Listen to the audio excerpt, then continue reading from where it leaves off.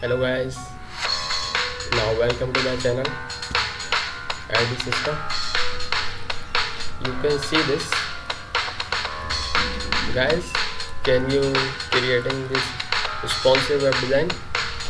This is not a design only, but this is a responsive web design. Responsive means this is same look and feel on all devices. You can look this. If you open this design,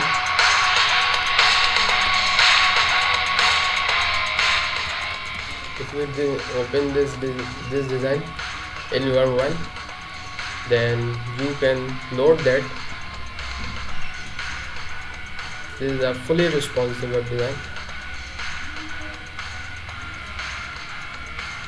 If you creating this web design, then that is your best of luck. If you cannot design, then coming up and follow my steps. I will guide you about how can you create this web design, and subscribe my channel. This is a tablet responsive web design. If you open this design on your tablet, then you can check this. If you open this on your desktop, then this is very look and feel. Responsive, if you don't understand responsive, then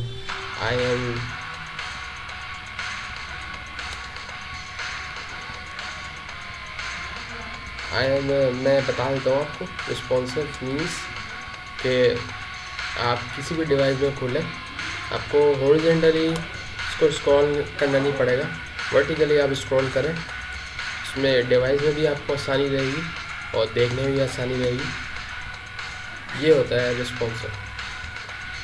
मतलब आप map नहीं खोल लें, ये किसी device में document means समझ लें, डॉक्यूमेंट खोल रहे हैं. चलिए कोड की तरफ चलते हैं. ये हमारा कोड है.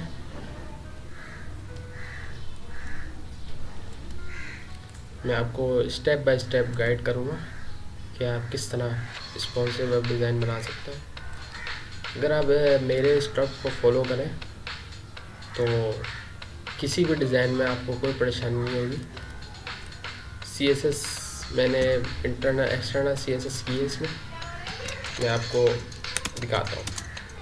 एक्सटर्नल CSS में वो होता है कि आप हेड में ही HTML के हेड में ही जाके सारा कुछ CSS लिख कर, ये देखिए मैंने स्टाइल का टैग डाला. ये टैग कहलाता है, ये स्टाइल CSS का टैग है. इसके अंदर जितना भी वो आएगा, जितने भी चीज़ें आएंगी वो सब CSS की होंगी. CSS की प्रॉपर्टीज आएंगी, इंटरनल एक्सटर्नल, ये सब बेसिक टैग है HTML के. और ये बॉडी आ गई, ये हेड है. इसका हेड में जो चीज़ें दी जाती हैं वो नज़र नहीं आती, क्योंकि सिर्फ जो बॉडी में आप लिखते हैं वो चीज़ें नज़र आएंगी आपको वेबसाइट में. बाकी HTML के अंदर सारे हेड और बॉडी आएंगे. और बाकी एक चीज़ और मैं आपको बता दूँ, ये मेटा टैग जो है, मेटा टैग रिस्पॉन्सिव बनाने के लिए लिखा जाता है. इसमें एक तो नेम, एक कंटेंट, दो एट्रीब्यूट दिए में. ये इसलिए दिए जाते हैं कि all device look and feel are same. अगर आप किसी भी डिवाइस में देखें तो इसका इनिशियल स्केल दिया जाता है 1.0, ताकि सेम डिवाइस में नज़र आए सब. इस ऐसा ना हो कि आप मैप देख रहे हैं. चलिए अब चलते हैं डिज़ाइन बनाने की तरफ. सबसे पहले मैं आपको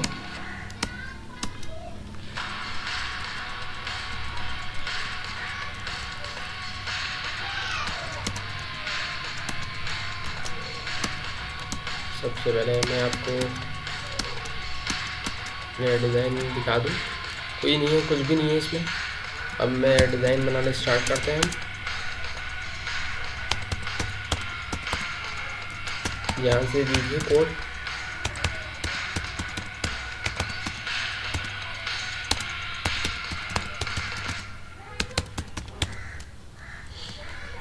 ये हमने सब बॉक्सेस, जितने ही बॉक्स बनाएंगे हम वेब डिज़ाइन में, पहली बात तो ये है कि जब भी डिज़ाइन बनता है उसमें बॉक्सेस आते हैं, बॉक्सेस बनाए जाते हैं और उन बॉक्सेस को सेट किया जाता है। वो सेट करना जो है वो रिस्पॉन्सिव कहलाता है।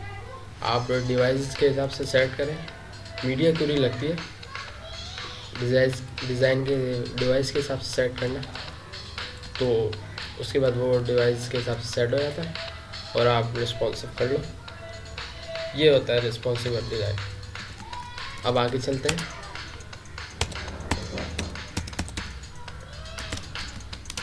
सबसे पहले हम हेडर लेते हैं, क्योंकि यहाँ देखिए हमें जितना सबसे पहले जो डिज़ाइन बनाया गया है, सबसे पहला हेडर है। ये चीज़ जो है हमारी हेडर कहलाती है। तो हम हेडर की तरफ, हेडर का डिज़ाइन बनाते हैं सबसे पहले।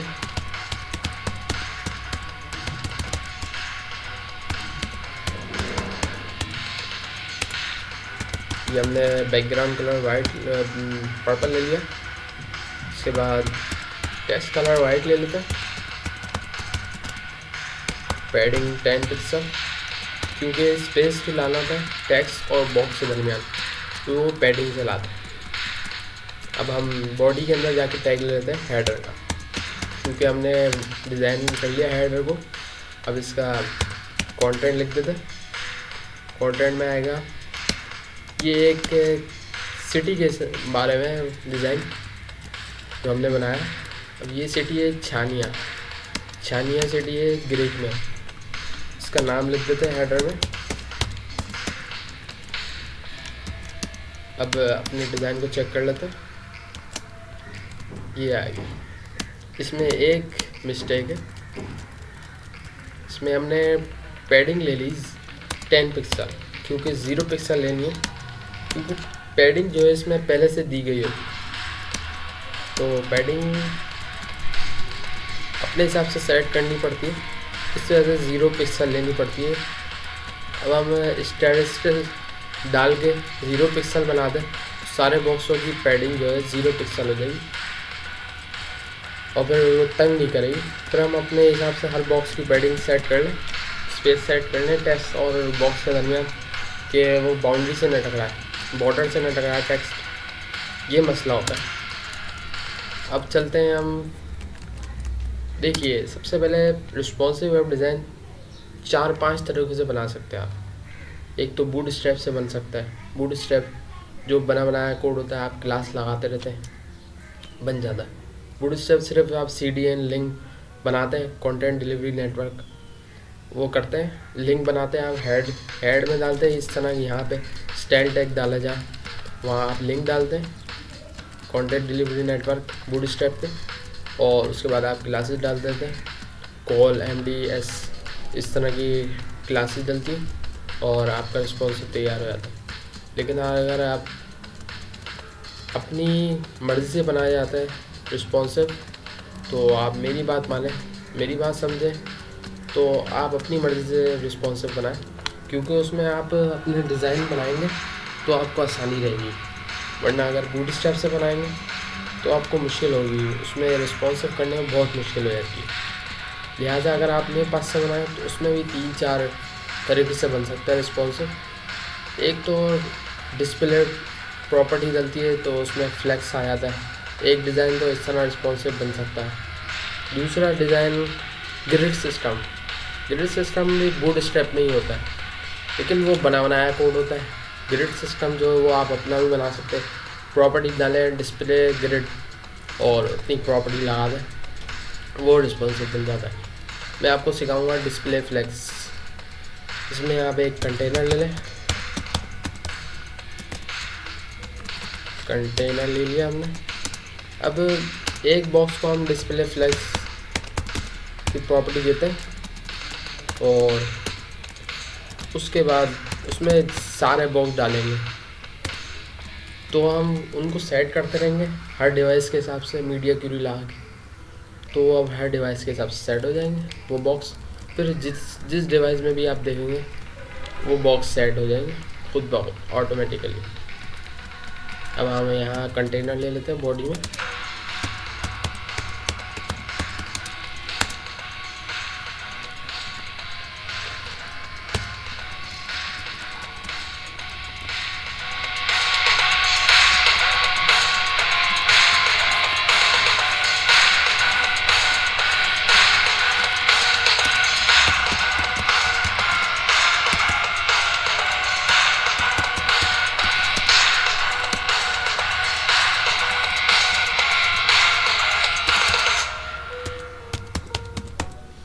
चलिए जी, अब मेन्यू ले लिया हमने।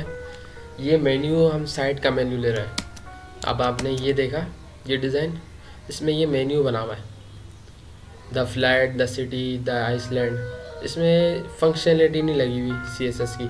हम फंक्शनलिटी भी लगा के दिखाएंगे आपको, फंक्शनलिटी कैसे लगाएंगे। और उसके अलावा ये क्वेश्चन आंसर वाली साइट, इन तीनों के लिए अलग अलग बॉक्स बनाए हुए इन्होंने डिज़ाइन में। हम भी ये इसी को कहते हैं रिस्पॉन्सिबल डिज़ाइन। अब हम जब इसको छोटा कर रहे हैं तो ये खुद ब खुद बॉक्स सेट हो जाना है। ये देखिए क्वेश्चन का जो बॉक्स है ये नीचे चला जाता है और ये फुली रिस्पॉन्सिव फुल स्क्रीन दिखाता है अपनी, मतलब फैल जाता है स्क्रीन पे नीचे जाके। अगर हम और छोटा करें तो ये सारे बॉक्स अपनी अपनी जगह फैल जाते हैं और अपने एक दूसरे के नीचे आ जाते हैं। तो ये होते हैं रिस्पॉन्सिबल डिज़ाइन। अब हम आपको यही सिखाएंगे कि आप इस तरह की डिज़ाइन कैसे बना सकते हैं। अगर आप गौर करें तो कंटेनर में हमने पैडिंग ली है। कंटेनर में पैडिंग लेने का मकसद ये है कि आप इन बॉक्स को देखें तो ये बॉक्स एक दूसरे से बहुत अलग अलग स्पेस पे है, स्पेस बहुत है इन बीच में। इसी को करने के लिए हम स्पेस को हायर करने के लिए हम इसमें पैडिंग डाल देते हैं, ताकि पैडिंग आ जाएगी तो मसला नहीं होगा। आइए चलते हैं मेन्यू की तरफ। सबसे पहला है द फ्लैट।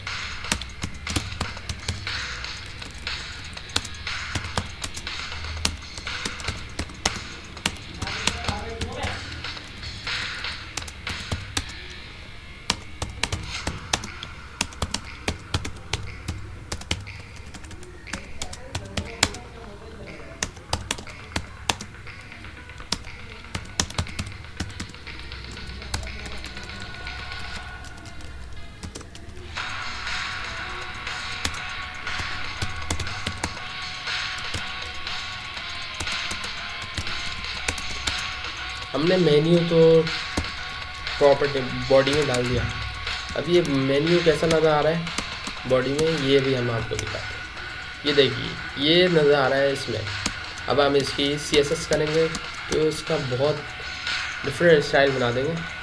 सबसे पहले तो हम स्पेस ले लेते हैं, बाउंड्री से ना टकराए, इससे हम स्पेस ले लेते हैं। ये देखिए स्पेस आ गया हमारा। इसके स्पेस को थोड़ा ज़्यादा करते हैं, थोड़ा स्पेस इस हेडर में भी थोड़ा स्पेस डालना पड़ेगा क्योंकि ये पूरा बाउंड्री से मिल रहा है। अब सही है, थोड़ा स्पेस आ गया।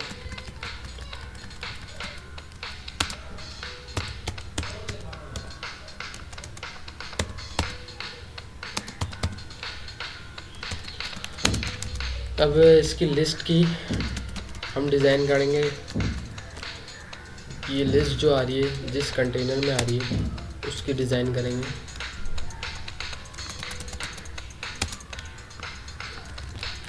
लिस्ट जिस कंटेनर में आती है वो UL होती है, उस UL की डिज़ाइन कर लें। तो UL को हम दे देते हैं दिस स्टाइल नन। इसका कोई डिज़ाइन नहीं बनेगा, ये होगा इसका काम। अब आइए लिस्ट की तरफ। सबसे पहले तो पैडिंग दे देते हैं सर। उसके बाद बैकग्राउंड कलर इसमें था कलर ब्लू दे देते हैं। और टेक्स्ट कलर दे देते हैं वाइट। हम कलर देंगे तो टेक्स्ट कलर हो जाता है इसका। अब देखते हैं ये आ गया, ये एक दूसरे से जुदा है, जुड़े हुए हैं और इसमें जुदा है, तो हम इसको जुदा कर देते हैं। जब मार्जिन देंगे तो बाहर से ये एक दूसरे से अलग हो जाता है। ये देखिए हमने प्रॉपर्टी गलत डाल दी।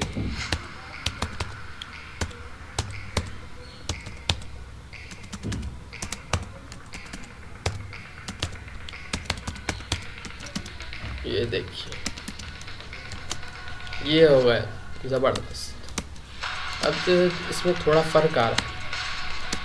फ़र्क ये आ रहा है, एक तो हेडर की पैडिंग और ज़्यादा कर देते क्योंकि हेडर का साइज़ जो है बहुत छोटा है। इसका साइज़ बड़ा करता है।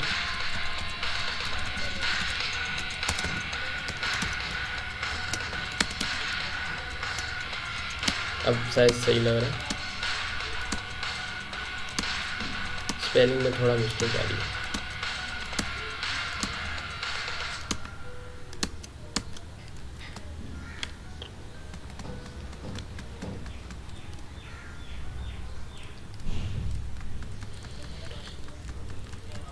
अब इसमें एक फ़र्क और आ रहा है, आप नोट करें तो इसके मेन्यू जो है वो बार हुए छोटे छोटे साइज़ के बने, इसके मेन्यू बार बड़े लगे, तो हम इन मेन्यू बार को बड़ा करते हैं।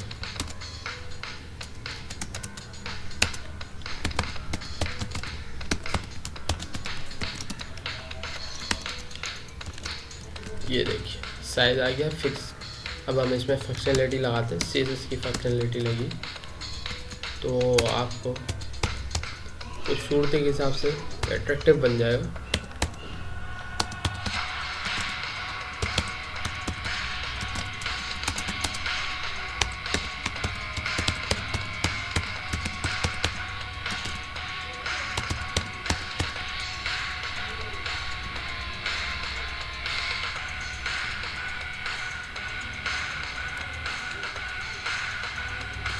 इसका कलर लाइट कर देते हैं, बैकग्राउंड कलर। होवर हमने इसलिए लगाया कि आप माउस लेके आएंगे तो ये देखिए अब इसके माउस का कलर भी, माउस का स्टाइल भी चेंज कर दूँ थोड़ा। वैसे तो होवर पे ही लगाए लेकिन हम तो होवर पे लगा देते हैं।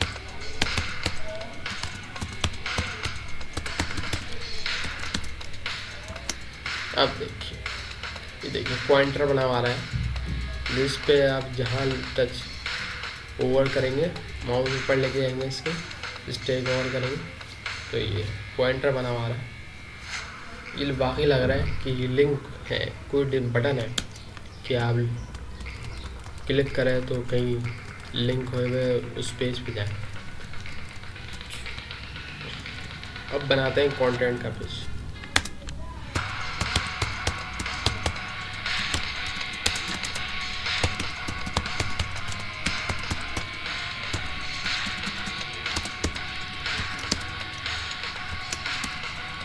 कंटेंट का हम कंटेंट देते हैं।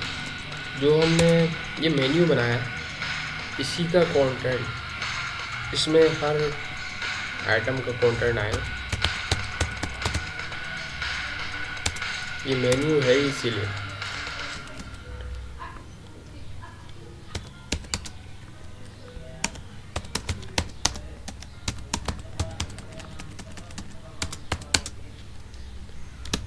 अब कंटेंट लिख देते हैं सिटी के बारे में। हमने जो मेन्यू आइटम का कंटेंट लिखना है, ये आ गया कंटेंट हमारा। पी जो टैग लिया हमने वो ये बता रहा है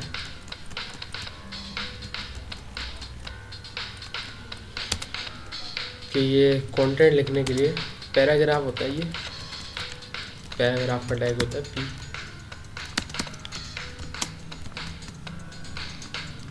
ये देखिए इसमें पैडिंग भी एक्यूरेट आ रही है और कंटेंट भी सेम आ रहा है, लेकिन अभी फ़र्क बहुत पड़ रहा है। ये आखिर कोने तक जा रहा है, कोने तक जा रहा है। इसको हम विड्थ देके थोड़ा साइज इसको छोटा करते हैं। ये देखिए स्क्रीन की साइज़ वैसे तो नेचुरली तौर पर जो हिसाब किताब में आती है तो 100% होती है, तो 100% हमने बनानी होती है स्क्रीन साइज़। तो स्क्रीन साइज़ के हिसाब से बॉक्स साइज ये आता है। अब आप देखिए यहाँ ये 20% पे आ रहा है, ये चीज़ 20% पे आएगी, तो ये कितना हिसाब से आएगी? 100% में से 20 निकाल दिए 60% हो जाएंगे। 60% में ये आ जाएगा, 20% में ये आएगा, 20% में आएगा, 60% में आएगा। तो हम भी यही करते हैं, हमने 60% दे दिया कंटेंट में, अब ये हो गया कंटेंट 60%। अब इस पर पिक्चर ले लेते हैं, सिटी की पिक्चर। सिटी के हिसाब से सिटी के बारे में तो हमने बता दिया। अब इस रिस्पॉन्सिव बनाना होगा इसको।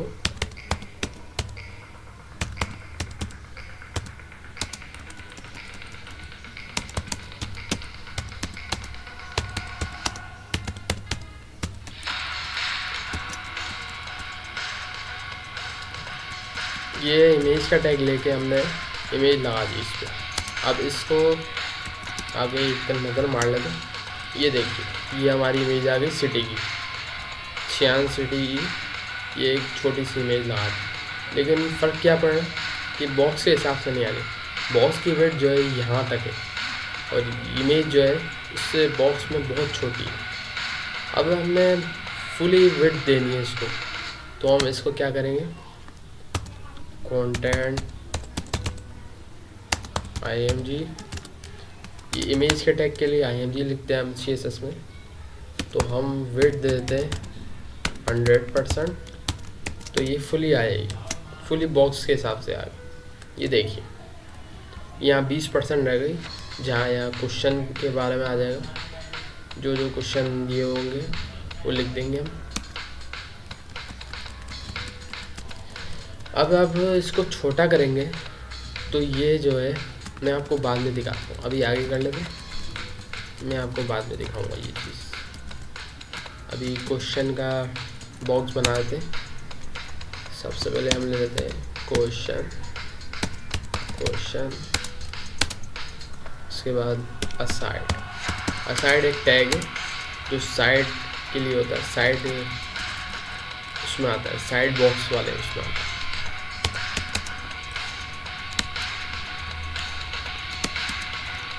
अब इसका कॉपी पेस्ट कर लेते हैं कंटेंट। ये हमने कॉपी किया, ये पेस्ट कर दिया, कंट्रोल V। अब इसका आंसर, ये क्वेश्चन आंसर इसलिए होता है कि किसी के जहन में कोई सवाल आ रहा हो तो उसका जवाब मिल जाए। ये क्वेश्चन आंसर का इन्होंने वो बनाया है बार। हम मीन की कॉपी कर लेते हैं और कंट्रोल V पेस्ट।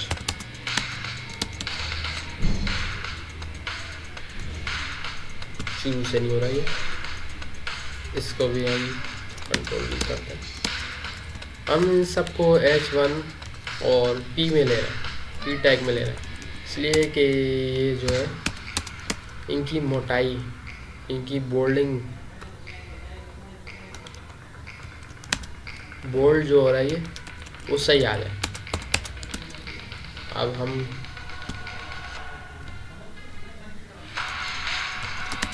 इसका आंसर लिख देते, कंट्रोल ये आ गया। अब इसको नज़र मार, ये देखिए 20% पे क्वेश्चन आंसर वाला आ गया। अब इसमें फ़र्क क्या लग रहा है, इसमें स्पेस नहीं आ रही। ये अगर हम टेक्स्ट अलाइन सेंटर देंगे इसको तो ये बीच में आ जाएगा। इसका बैकग्राउंड ब्लू दे देते हैं। आइए देखते हैं हम इसको।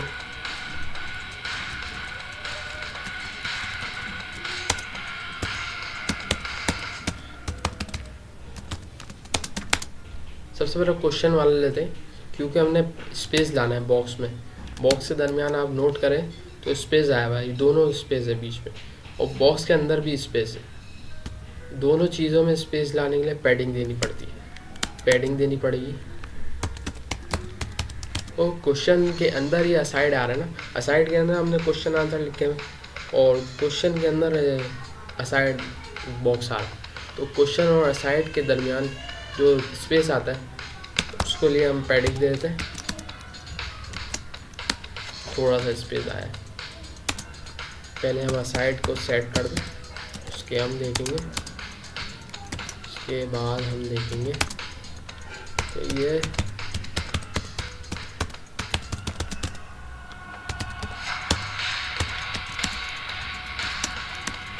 देखिए अभी भी फर्क है। कलर दे देते हैं इसको वाइट,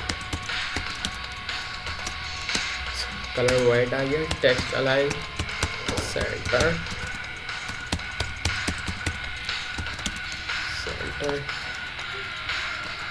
गलत बटन दब गया। ये देखिए अब हम इसको पैडिंग देते हैं क्योंकि टेक्स्ट और बॉक्स के दरमियान स्पेस लाने के लिए।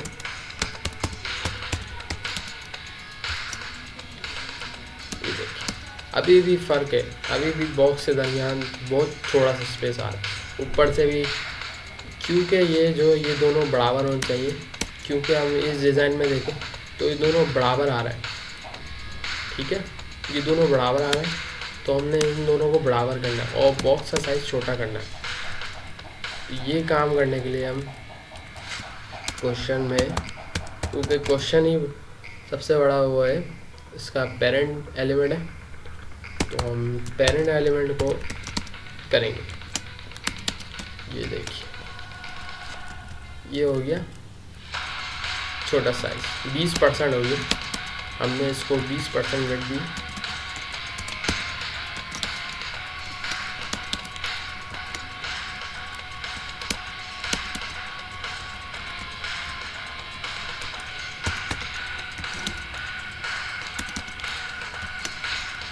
ये आ गया,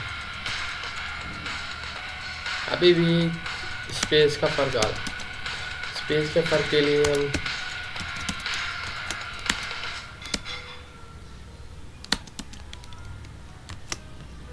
अब आ गया बराबर, हर तरह से बराबर हो गया ये।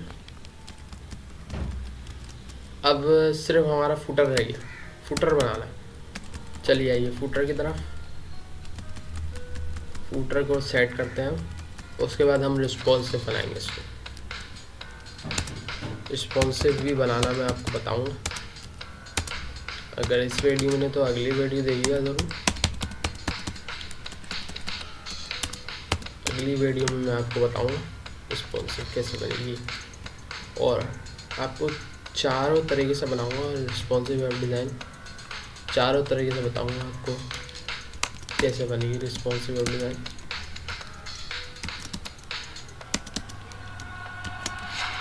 ये देखिए आ गया टेक्स्ट हमारा। अब हमने इसको स्टाइल करना, स्टाइल कर लेंगे तो ये आ जाएगा।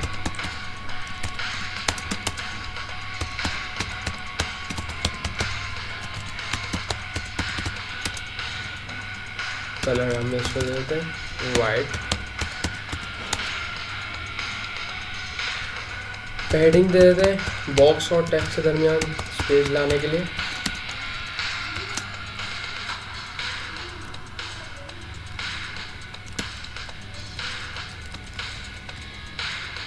कुछ गलती है, इसको सेट करते हैं। ओहो बैकग्राउंड कलर नहीं दिया हमने, इसका कलर टेक्स्ट का कलर वाइट कर दिया, बैकग्राउंड कलर नहीं दिया, इसलिए हमें कुछ नज़र नहीं आ रहा। बैकग्राउंड कलर देंगे सब नज़र आएगा। ये देखिए ये बन गया हमारा डिज़ाइन फुली रिस्पॉन्सिव। दोनों डिज़ाइन देख लेते हैं हम। ये देखिए दोनों सेम डिज़ाइन, स्पेस थोड़ा कम है इसमें, इसमें थोड़ा स्पेस बढ़ा देते हैं फुटर में।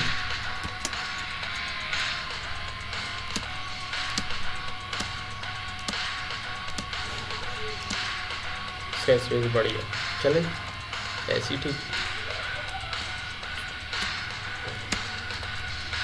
देखिए तीनों बॉक्स सेट हो गए, फ्लैक्स बॉक्स वाला रिस्पॉन्सिव अभी बना नहीं।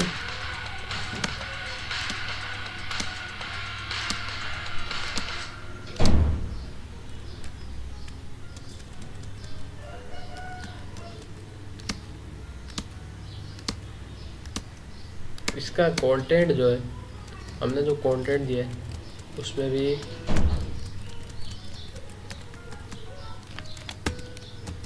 पैडिंग ज़्यादा देते।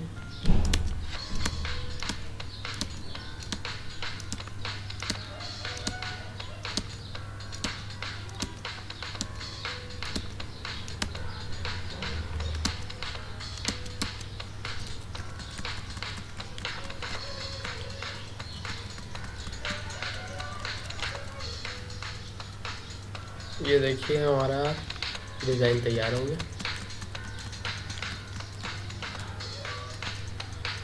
ये हमने फुटर अलग लिया है, आप नोट करें, ये हमने फुटर अलग लिया और ये जो कंटेनर है फ्लैग पोस्ट वाला कंटेनर, इसको हमने अलग लिया। चूँकि आप नोट करें तो ये देखिए हेडर और फुटर सेम है, इसमें ना कोई स्पेस बन रहा है साइडों में, ना कोई इसके बराबर बॉक्स आ रहा है, इसलिए हम इसको अलग से ही लेते हैं हेडर और फुटर बॉक्स को। अब इसको रिस्पॉन्सिव करने की बारी है। अब पहले हम इसको टेस्ट करके देंगे।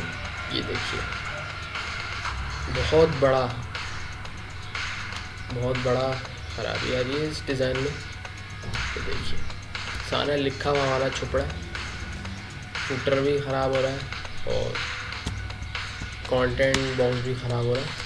इसको सेट करते हैं, आइए देखते हैं कैसे सेट होता है। आइए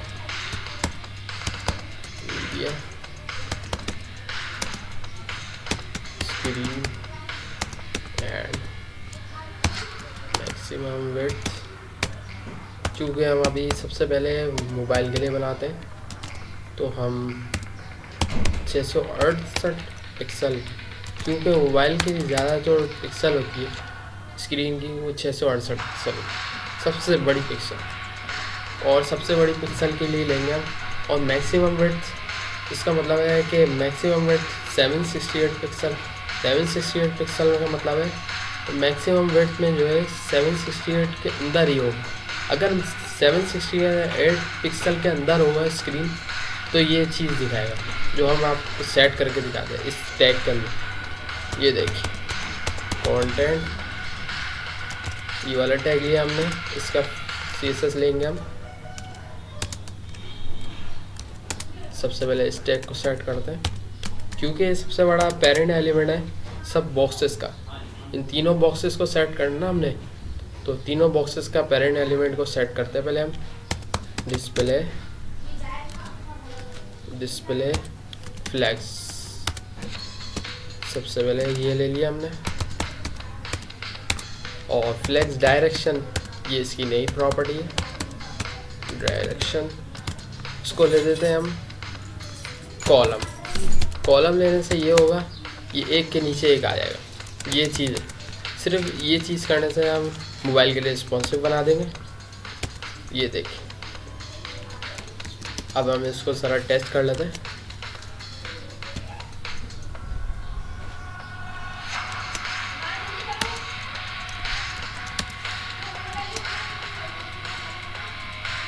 नहीं हुआ, अभी रिस्पॉन्सिव नहीं हुआ।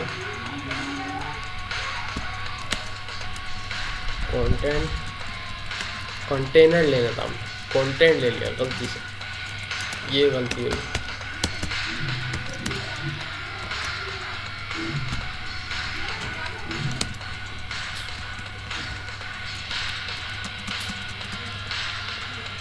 कंटेंट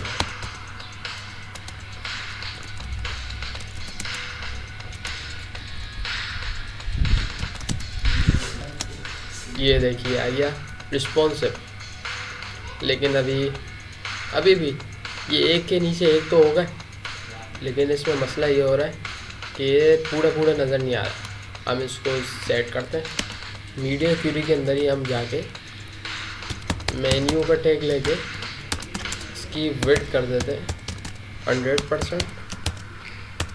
ये रिस्पॉन्सिव बन जाएगा, फुली नज़र आएगा, पूरे स्क्रीन पर। बस हॉरिजॉन्टली आप वर्टिकली आप स्क्रॉल करेंगे सब नज़र आए।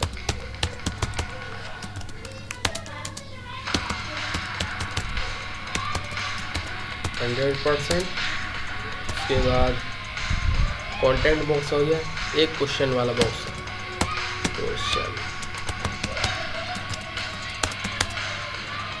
क्वेश्चन वाला बॉक्स है। क्वेश्चन वाला बॉक्स से भी विड्थ 100% कर दोगे।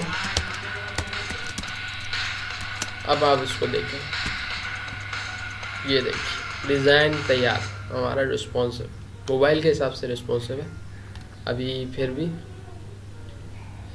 टैबलेट के हिसाब से हम रिस्पॉन्सिव करते हैं। आइए, मैं यकीन करता हूँ कि आपने रिस्पॉन्सिव सीख लिया होगा वो मोबाइल के हिसाब से। आप कोई भी डिज़ाइन बनाए, ये बनाए, कोई मसला नहीं होगा, कोई परेशानी नहीं होगी इसमें।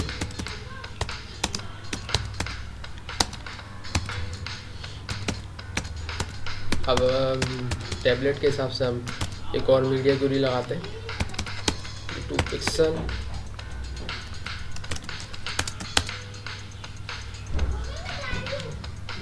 कंटेनर ले लेते हैं, पेरेंट एलिमेंट है ये, सब बॉक्सेस का माप। तीनों बॉक्स जो हमने लिए थे वो इसी में लिए थे, उन तीनों को सेट करना है, तो उसके लिए ये इसको सेट करना पड़ेगा। सबसे पहले डिस्प्ले फ्लैक्स,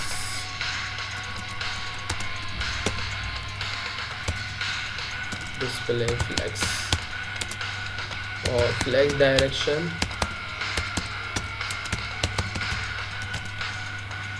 अब हम इसको सेट करेंगे।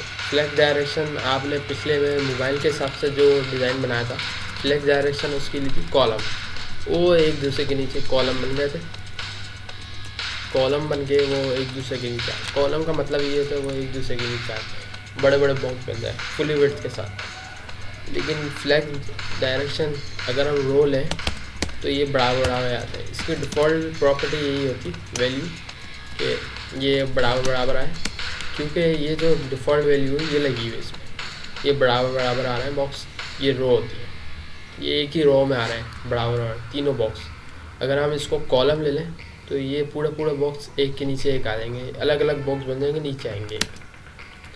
हमने रो ले ली तो ये एक के बराबर एक आएंगे।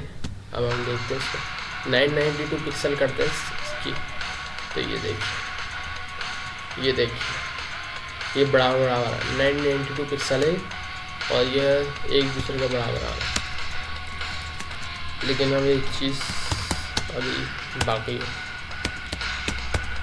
इसको एक नई प्रॉपर्टी है फ्लैक्स रैप।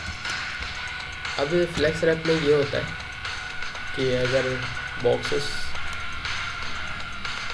बड़े हो रहे हैं, मतलब आ नहीं पा रहे हैं एक दूसरे के बराबर में, स्क्रीन बड़ी छोटी है और बॉक्सेस बड़े हैं, तो एक दूसरे के बराबर में आने के बजाय वो एक दूसरे के नीचे आ जाएंगे।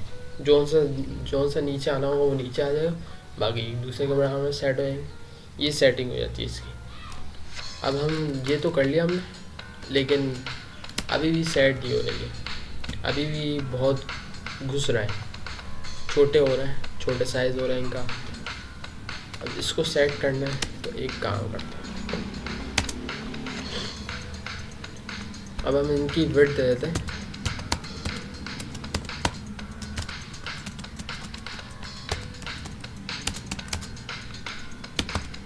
मेन्यू की विड्थ दी हमने 20%, कंटेंट की विड्थ दी हमने 60%, 80% देते हैं क्योंकि 100% विड्थ होती है स्क्रीन की एक की, तो स्क्रीन पूरी करनी होती है हमने, वरना साइड में जगह बच जाती। अब हम क्वेश्चन के टैग को स्टाइल करते हैं, क्वेश्चन टैग या क्वेश्चन टैग, इसकी CSS में जाके हम 100% कर देते हैं। ये देखिए फुली रिस्पॉन्सिव।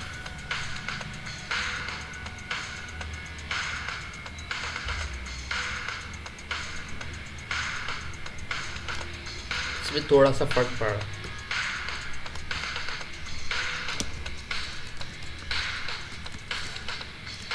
फ़र्क ये पड़ रहा है, हम इसको 40% देते हैं क्योंकि वो मेन्यू जो है बहुत छोटा हो। ये देखिए,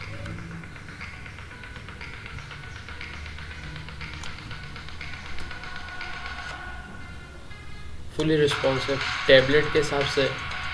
अगर आपकी मर्ज़ी है, वेट तो आपकी मर्ज़ी है देना, अब आपकी मर्ज़ी है तो या आप दे दें, 20% ही दे दो, कोई मसला नहीं।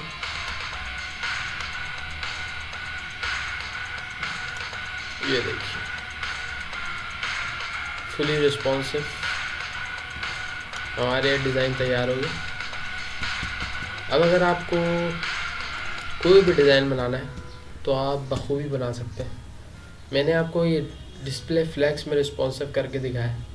अगर आप दूसरे स्टाइल में चाहते हैं तो आप अगली वीडियो देखिए मेरी, उसमें अगली वीडियो में आपको ग्रिड सिस्टम से रिस्पॉन्सिव करके सिखाऊंगा, और वो भी तीनों डिवाइसेस में, तीनों डिवाइस के हिसाब से, तीनों डिवाइस के हिसाब से रिस्पॉन्सिव करूँगा। अभी के लिए इतना ही। Thank you, good bye.